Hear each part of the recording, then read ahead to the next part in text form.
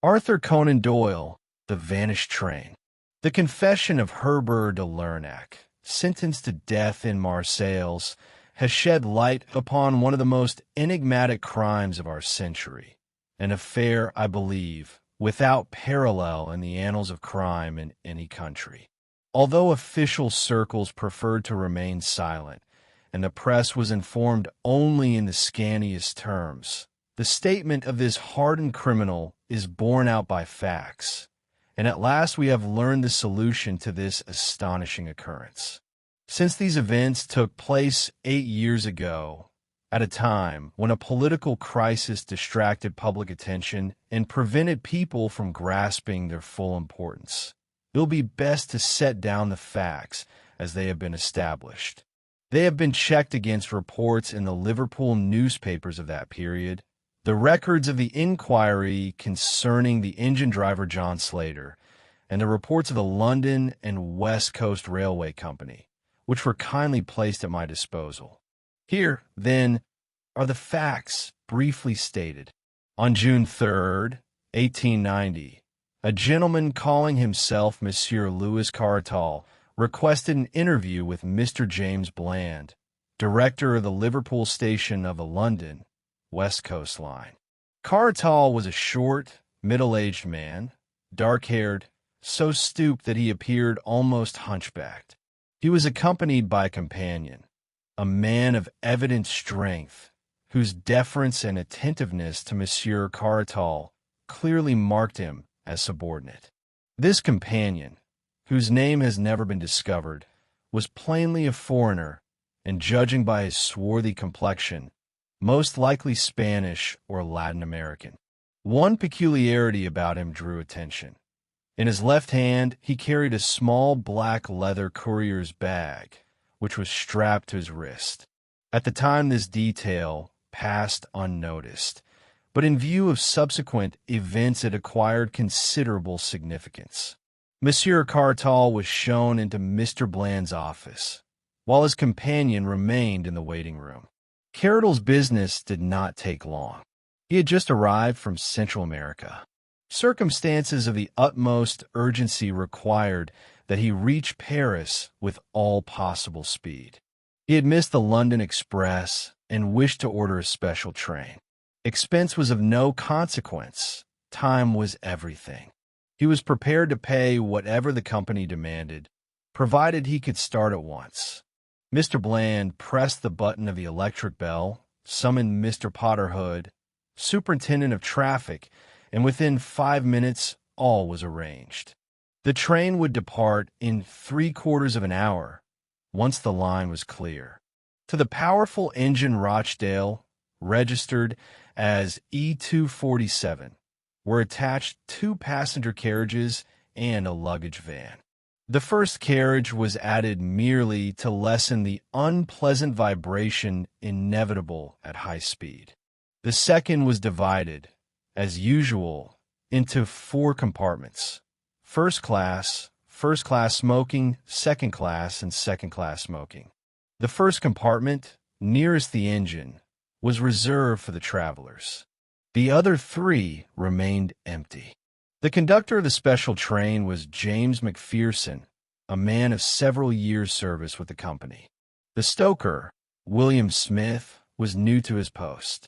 Monsieur Cartal, leaving the director's office, rejoined his companion, and both seemed eager to depart without delay. Having paid the required sum, £50 and 5 shillings, the usual rate for special trains being 5 shillings per mile, they asked to be shown to their carriage, and remained there, though assured that it would be a good half-hour before the line was free. Meanwhile, something remarkable occurred in the office which Cartal had just quitted. In a busy commercial center, special trains are ordered fairly often, but 2 such requests on the same day are a rare coincidence. Yet scarcely had Mr. Bland dismissed his first visitor when a second arrived with the same request. This was Mr. Horace Moore, a gentleman of high respectability, soldierly in appearance. He explained that his wife had been suddenly taken gravely ill in London, and declared that he must reach the capital without a moment's delay. His anxiety and grief were so evident that Mr. Bland did all he could to assist him. A second special train was out of the question. The local traffic was already disorganized by the first. However, Mr. Moore might share the expense of Carroll's train and travel in the second, empty first-class compartment, unless Cartall permitted him to ride in his own. Such an arrangement seemed reasonable enough, but no sooner had Mr. Potter Hood suggested it than Monsieur Cartall flatly and categorically refused. The train was his, Cartall declared, and he alone would make use of it. No persuasion availed. He rejected the proposal again and again, until at last the officials were compelled to abandon the attempt. Mr. Horace Moore, deeply distressed, left the station after being informed that he could travel only by the ordinary train departing Liverpool at 6 o'clock that evening. Precisely at 4:31, by the station clock, the special train bearing the hunchbacked Monsieur Cartall and his giant companion steamed out of Liverpool. The line was clear by that time, and no stop was scheduled until Manchester. The trains of the London West Coast Company run upon another company's line as far as that city, and the special was expected to arrive there well before 6. Yet at 6:15, to the astonishment and alarm of the Liverpool administration, a telegram was received from Manchester stating that the special had not yet arrived. An inquiry was immediately dispatched to St. Helens, the third station on the express route, and the reply came: Liverpool, to James Bland, director of the London West Coast Company. Special passed us at 4:52, punctual. Dowser, St. Helens. This telegram was received at 6:40. At 6:50, another message arrived from Manchester. No sign of the special of which you advised us. 10 minutes later came a third, even more disquieting. Possibly there is some misunderstanding as to the route of the special. The local from St. Helens, which should have followed it, has just arrived and reports having seen no special at all. Kindly telegraph instructions. Manchester. The affair was taking a most extraordinary turn, though the last telegram brought a measure of reassurance to the Liverpool officials. Had the special met with disaster, the local, following on the same line, must surely have observed it. But what then had occurred? Where is the train? Could it have been diverted onto a siding to allow the local to pass? Such a thing might indeed have happened if some defect had required attention. Messages were sent to every station between St. Helens and Manchester, and the director, with the superintendent of traffic, waited in burning anxiety at the telegraph instrument for replies that might explain the fate of the missing train. The answers came one by one, in order of inquiry, beginning with St. Helens. Special passed at 5:00. Collins Green. Special passed at 5:06. Earlstown. Special passed at 5:10. Newton. Special passed at 5:20. Kenyon. Special not seen. Barton Moss. The two officials stared at each other in amazement. In 30 years of service, I have never known the like, said Mr. Bland. Unprecedented and utterly inexplicable, sir. Something has happened to the special between Kenyon and Barton Moss. But if memory serves, there is no siding between those stations. Then the special must have left the rails. And yet how could the local have passed at 4:50 along the same line and observed nothing? There is no other explanation, Mr. Hood. It could only be that. Perhaps the crew of the local noticed something that may throw light upon the matter. We shall telegraph Manchester for further particulars, and instruct Kenyon to have the line examined at once as far as Barton Moss. The reply from Manchester arrived within minutes. No news of the missing special. Driver and guard of the local are positive that no accident occurred between Kenyon and Barton Moss. The line was perfectly clear, with no trace of anything unusual. Manchester. These men must be dismissed, said Mr. Bland grimly. There's been a wreck, and they have failed to observe it. Plainly the special has gone over the embankment without injuring the line. How such a thing could happen I cannot conceive, but it can only be so, and before long we shall have a telegram from Kenyon or Barton Moss reporting that the train has been found beneath the embankment. But Mr. Bland's prediction was not destined to come true. Half an hour later the station master at Kenyon sent the following report. No trace of the missing special. It is perfectly clear that it passed here and did not arrive at Barton Moss.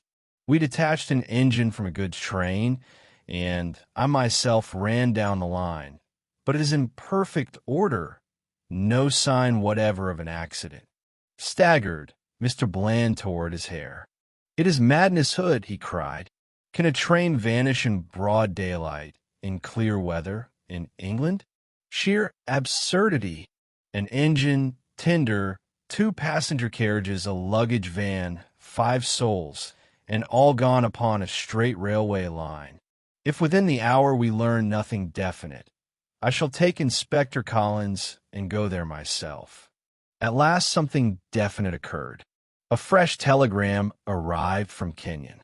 With regret we report that the body of John Slater, driver of the special train, has been found among the bushes 2¼ miles from the station. He appears to have fallen from the engine and rolled down the embankment into the shrubs. Cause of death: head injury sustained in the fall. The surroundings have been carefully examined. No trace of the missing train. As has already been mentioned, England was at that time convulsed by a political crisis, while in Paris sensational events absorbed public attention, where a colossal scandal threatened to overthrow the government and ruin the reputations of many prominent statesmen. The newspapers wrote of nothing else, and the extraordinary disappearance of the special train attracted far less notice than it would have done in calmer times. Moreover, the sheer absurdity of the affair diminished its importance. The press simply refused to credit the facts reported to them. 2 or 3 London papers dismissed it as a clever hoax, and only the inquiry into the death of the unfortunate driver, which established nothing of consequence, convinced them of the reality and tragedy of the occurrence.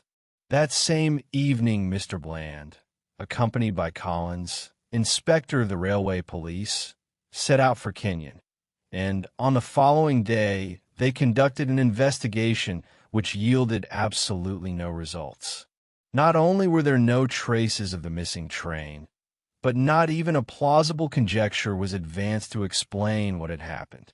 At the same time, Inspector Collins's report, which lies before me as I write, shows that the possibilities were far more numerous than might have been supposed. Between these 2 points, the report states, the railway passes through a district containing many ironworks and coal mines. The latter are partly abandoned. No fewer than 12 of them have narrow-gauge lines by which coal wagons are brought to the railway. These branches, of course, may be disregarded. But besides them, there are 7 mines which are, or were, connected with the main line by sidings, so that coal might be delivered directly to the consumer. The length of these branches does not exceed a few miles. Of the 7, for lead to abandoned workings or to mines where coal is no longer raised. These are the Red Gauntlet, the Hero, the Pit of Despair, and the Heart's Delight. The last, 10 years ago, was one of the principal mines in Lancashire. These 4 branches are of no interest to us, since, to prevent accidents, they have been disconnected from the line, the points removed, and the rails taken up. There remain the sidings which lead: A. To the Carnstock Iron Works, B. To the Big Ben mine. C. To the Perseverance mine. Of these, the Big Ben branch, only a quarter of a mile long, ends in a great heap of coal which blocks the entrance. Nothing unusual was seen or heard there. On the Carnstock Iron Works branch, a train of 16 or wagons stood all day on June 3rd. It is a single line, and no one could have passed along it. The Perseverance branch is double-tracked, and traffic upon it is heavy, for the output of, or is considerable. On June 3rd, trains ran as usual. Hundreds of men, including a gang of plate layers, were at work along its entire length of 2.5 miles, and no unknown train could possibly have passed unnoticed. Finally, it should be noted that this branch lies nearer to St. Helens than the spot where the driver's body was found, so we have every reason to believe that the disaster to the train occurred after it had passed that point. As for John Slater, neither his appearance nor the nature of his injuries affords any clue to the mystery. One can only conclude that he perished by falling from the engine, though I cannot explain why he fell, nor what became of the train after his fall. In conclusion, the inspector requested to be relieved of his duties, being deeply wounded by the accusations of incompetence made against him by certain London newspapers. A month passed, during which both the police and the company pursued their investigations, but all in vain. A reward was offered, even pardon if a crime had been committed, yet nothing came of it.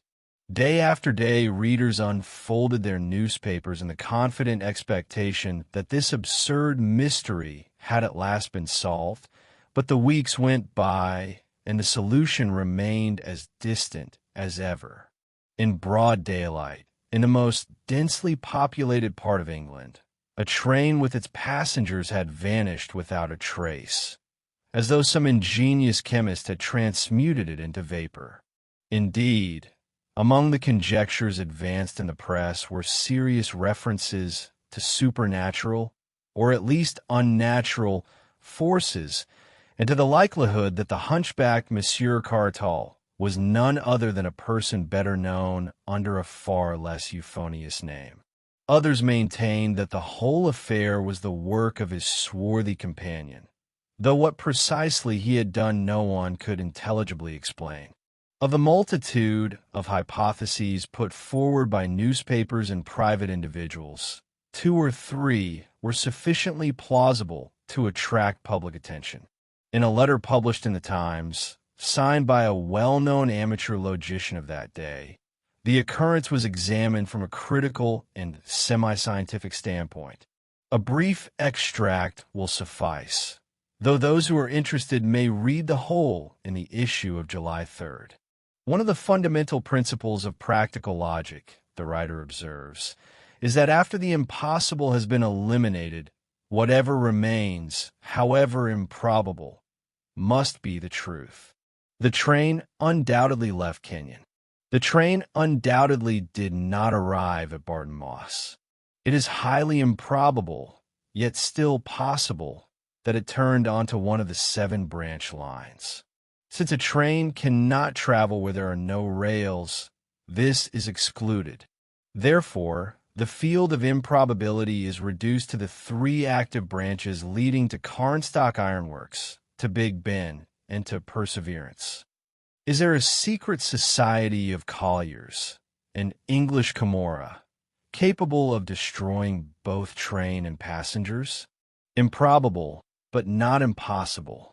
I confess I can suggest no other solution to the mystery. In any case, I would recommend that the railway company direct its attention to these 3 lines and to those who work upon them.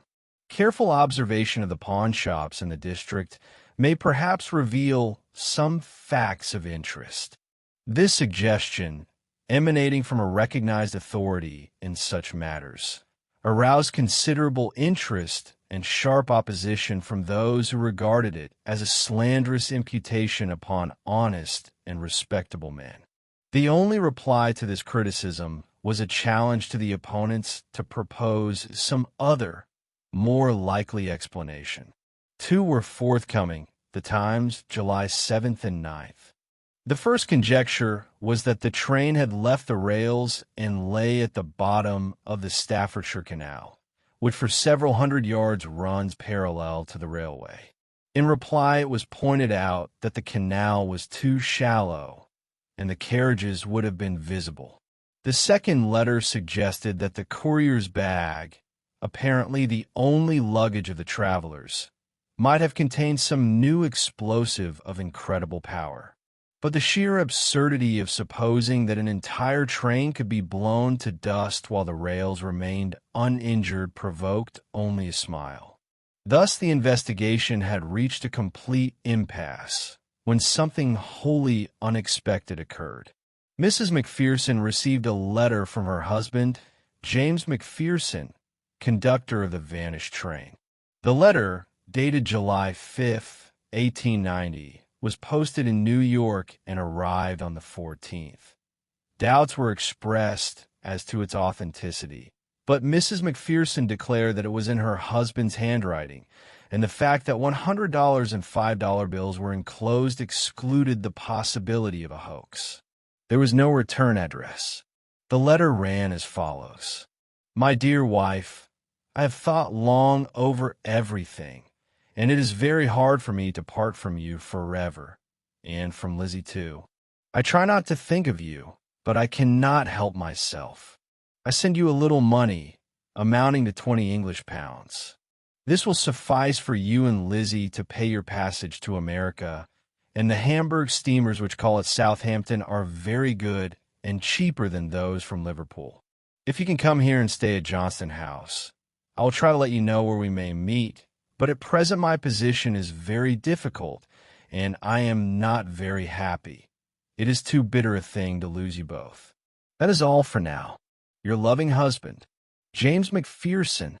This letter awakened a firm hope that the mystery would soon be explained, for it was established that on June 7th, at Southampton, a passenger calling himself Summers had boarded the steamer Vistula, Hamburg, New York line, and his description closely matched that of the missing conductor. Mrs. Macpherson and her sister, Lizzie Dalton, traveled to New York and spent 3 weeks at Johnston House, but they received no further word from Macpherson. Perhaps indiscreet comments in the newspapers had warned him that the police intended to entrap him. Be that as it may, Macpherson neither wrote nor appeared, and the two women were at last compelled to return to Liverpool. So matters stood until the present year, 1898. Incredible as it may seem, in the 8 years that have passed, nothing has been discovered to cast the faintest light upon the extraordinary disappearance of the special train which carried Monsieur Cartal and his companion. Careful inquiry into the past of these two travelers established only that Monsieur Cartal was a financier and political figure of some renown in Central America, and that upon setting out for Europe, he was eager to reach Paris with all possible speed. His companion, listed among the passengers as Eduardo Gomez, was a man of sinister reputation, a hired assassin and scoundrel. Yet there is evidence that he was genuinely devoted to Monsieur Cartal, who, being physically frail, had engaged Gomez as his bodyguard. Beyond this, no information came from Paris to explain why Cartal was in such haste to arrive there. That was all that was known of the affair until the publication in the Marseilles newspapers of the confession of Herbert de Lernac, now condemned to death for the murder of a merchant named Bonvalot. What follows is a faithful translation of his statement. I do not reveal this merely to boast. I could recount a dozen other operations no less brilliant. I do it that certain gentlemen in Paris may understand. Since I can tell the fate of Monsieur Cartal, I can also tell in whose interest and at whose command it was done, unless, as I expect, my death sentence is revoked in the immediate future. I warn you, gentlemen, while there is still time. You know Herbert de Lernac. His word is as good as his deed. Act swiftly, or you are lost. For the present I shall not name names. Ah, if you could but hear those names! But I shall describe how cleverly I accomplished the task. I was loyal to those who employed me, and they, I trust, will be loyal to me now. I rely upon it. And until I am convinced they have betrayed me, those names, names that could make all Europe tremble, will not be made public. But on that day, well, enough for now. In brief, in 1890, there was in Paris a sensational trial, bound up with a colossal scandal in political and financial circles. How colossal, it was as known only to secret agents, such as myself. The honor and careers of many of France's most eminent men were at stake. You have seen how the skittles stand, so stiff, so unyielding, so arrogant. Then from afar comes the ball. Crash, crash, crash, and all the skittles lie scattered. Picture to yourselves that some of the greatest men in France were the skittles, and Monsieur Cartal the ball, and from afar one could see him approaching. Had he arrived, crash, crash, crash, and they would have been undone. That is why he must not reach Paris. I do not say that all these men clearly understood what was to happen. As I have said, vast financial and political interests were at stake, and to bring the matter to a successful conclusion, a syndicate was formed. Many who joined it scarcely realized its true purpose, but others understood perfectly, and they may be assured that I have not forgotten their names. They learned of Carroll's journey long before he left America, and they knew that the evidence he carried meant ruin for them all. The syndicate commanded unlimited resources, absolutely unlimited. What they needed now was an agent capable of wielding this immense power. He must be inventive, resolute, resourceful, one in a million. Their choice fell upon Herbert de Lernac, and I must admit they chose well.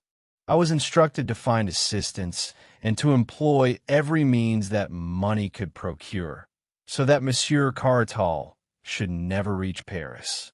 With my usual energy, I set about the task the moment I received my orders, and the steps I took were the best possible for the accomplishment of the design. My trusted agent was dispatched at once to America, with orders to return in company with Monsieur Cartal. Had he arrived in time, the steamer would never have reached Liverpool. But alas, the vessel had already put to sea before my emissary could reach it. I then fitted out a small-armed brig to intercept the steamer, but again I failed. Yet, like all great organizers, I was prepared for failure and had several other plans in reserve, one of which must inevitably succeed. Do not underestimate the difficulties of this enterprise, nor imagine that a simple assassination would suffice.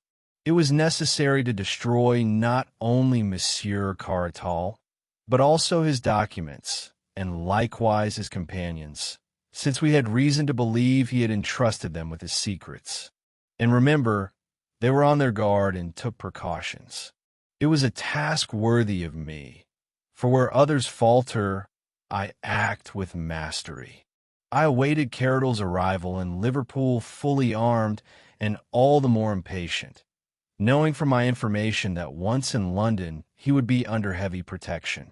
The stroke was to be delivered between the moment he set foot upon the Liverpool quay and his arrival at the London terminus. We devised 6 plans, each better than the last. The final choice depended upon Carroll's movements. Whatever course he took, we were ready. Had he remained in Liverpool, we were prepared. Had he traveled by the ordinary train, or the express, or the special, we were prepared for that also. Everything was foreseen and anticipated. You may think that I could not have accomplished all this alone. What did I know of English railways? But money in any land will find eager helpers, and soon I was assisted by one of the most brilliant minds in England. I shall name no names, but it would be unjust to claim all the credit for myself. My English ally was worthy to work beside me. He knew the London, West Coast line thoroughly and commanded several workmen, intelligent and entirely devoted to him. The conception of the operation was his. I was consulted only upon certain details. We bribed several employees of the company, most importantly James McPherson, who, as we discovered, usually accompanied special trains. The stoker-smith we also bribed. We attempted to deal with John Slater, the driver, but he proved obstinate and dangerous, and after the first attempt we resolved to leave him alone. We were not absolutely certain that Cartal would order a special train, but we considered it highly probable, since it was of the utmost importance to him to reach Paris without delay. For that contingency we had made our preparations, completed long before Cartal's steamer entered English waters. You may smile to learn that one of my agents was aboard the pilot boat which met the vessel. No sooner had Cartal landed at Liverpool than we perceived that he suspected danger and was on his guard. He had brought with him as bodyguard a desperate ruffian named Gomez, armed and ready to use his weapons. Gomez carried Cartal's secret papers and was prepared to defend both them and their owner. We believed Cartal had confided his affairs to him, and to remove Cartal without removing Gomez would have been a waste of effort. They must share the same fate, and in ordering a special train, they played directly into our hands. Of the 3 company servants on that train, 2 obeyed our instructions to the letter, for a sum sufficient to secure them for life. I will not assert that the English nation is more honest than others, but I found that to buy an Englishman costs far more dearly. I have already spoken of my English agent. This man has a brilliant future, if only disease of the throat does not bring him prematurely to the grave. He was responsible for all arrangements in Liverpool, while I lodged at Kenyon, awaiting the cipher signal to act. As soon as the special was ordered, my agent telegraphed me, warning me of the time by which all must be prepared. Under the name of Horace More, he at once attempted to order another special, hoping thereby to travel to London with Cartal, an arrangement which under certain conditions might have aided us. Had our principal coup miscarried, my agent was to shoot them both and destroy the papers. Cartal, however, was wary and refused to admit a stranger to the train. My agent then left the station, re-entered by another door, climbed into the luggage van from the far side of the platform, and traveled with conductor McPherson. You will naturally ask what I was doing meanwhile. All was ready days before.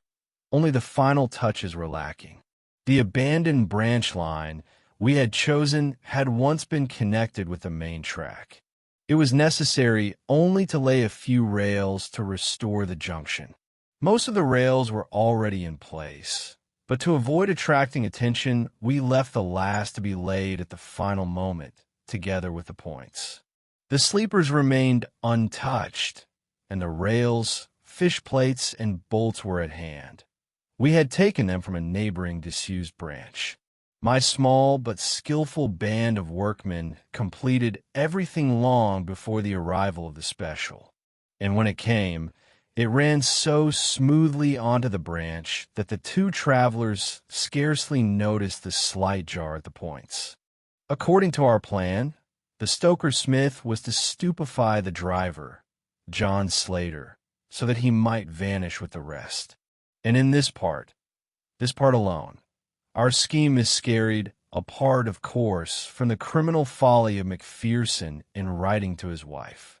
The stoker so clumsily executed his task that, in the struggle, Slater fell from the engine, and though fortune favored us, for he broke his neck in the fall, it remains a blemish upon an operation which, but for this mishap, would have stood among those perfect masterpieces at which one gazes in silent admiration. Any criminologist will at once perceive that John Slater was the single flaw in our magnificent combination.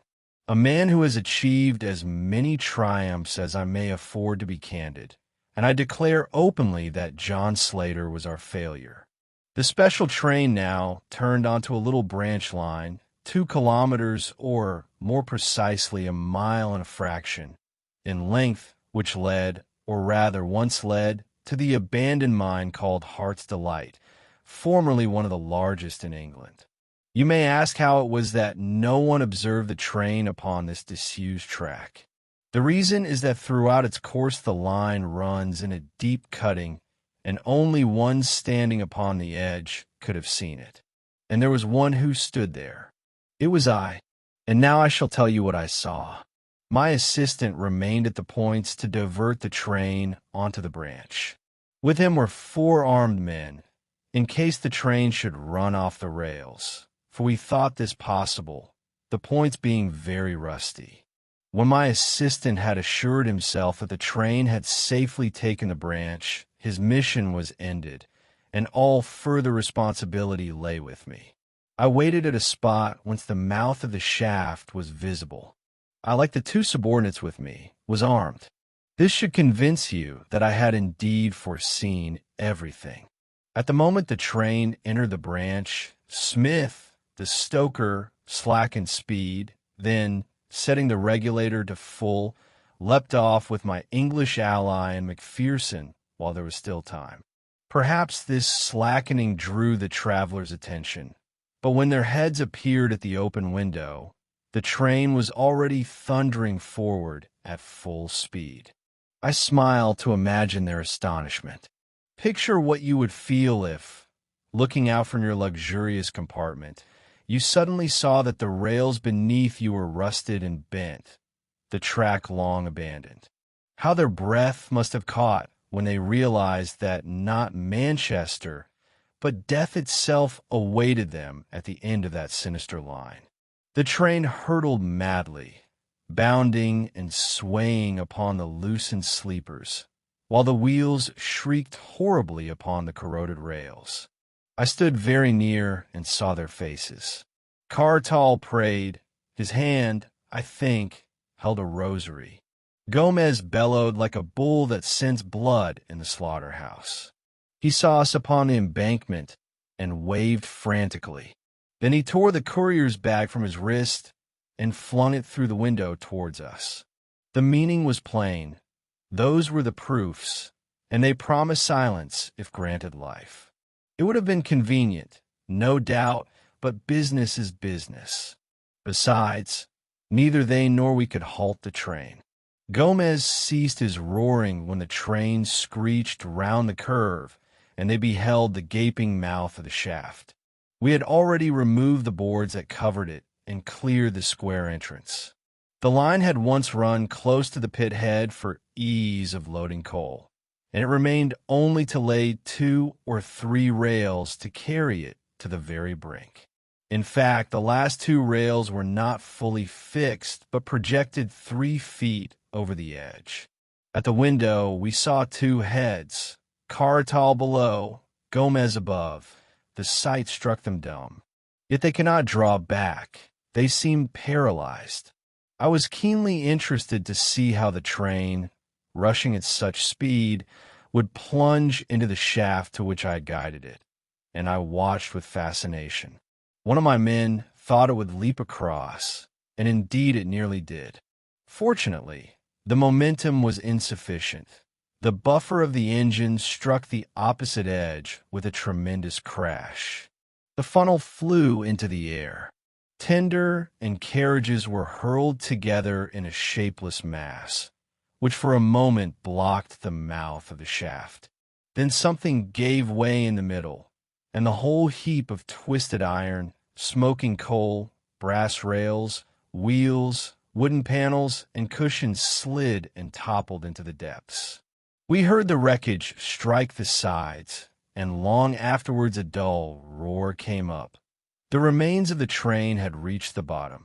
The boiler must have exploded, for after the rumble there came a sharp detonation, and then from the black abyss burst a dense cloud of smoke and steam, which settled about us in drops as large as raindrops. Then the vapor broke into shreds, melted in the summer sunlight, and silence once more reigned over the mine of heart's delight. Now, after the successful completion of our plan, it was necessary to obliterate every trace. Our workmen at the far end of the line had already removed the rails which connected the branch with the main track and replaced them in their former position. We were engaged in the same task of the shaft. The funnel and other fragments were hurled down. The entrance was once more covered with boards, and the rails leading to the pit were taken up and carried away. Then, without undue haste yet without delay, we all quitted England, the majority to Paris, my English colleague to Manchester, and Macpherson to Southampton, whence he emigrated to America. Let the English newspapers of that time bear witness to the thoroughness of our work and to the way in which we baffled the cleverest of detectives. Do not forget that Gomez flung the bag of documents through the window. Naturally, I preserved it and delivered it to those who had employed me. Perhaps they will be interested to learn that I first extracted 2 or 3 small papers as a memento of the affair. I have no desire to publish these papers, but self-preservation is the first law, and what else is left to me if my friends fail to aid me when I need them? Believe me, gentlemen, Herbert de Lernac is as formidable against you as he is for you, and he is not the man to go to the guillotine without sending you all to New Caledonia. For your own salvation, if not for mine, hasten, Monsieur General and Baron. As you read, you will supply the names yourselves. I promise you that in the next issue of the paper those blanks will be filled. P.S. In reviewing my statement, I find but one obscurity. It concerns the unlucky Macpherson, who in his folly wrote to his wife and appointed her a meeting in New York. It is easy to understand that, when interests such as ours are at stake, we cannot rely upon chance, nor depend upon whether a common fellow like Macpherson betrays our secret to a woman or not. Since he broke the oath he had sworn to us and wrote to his wife, we could trust him no longer. And so we took measures that he should never see his wife again. At times it has occurred to me that it would be a charitable act to inform that woman that nothing now prevents her from marrying anew.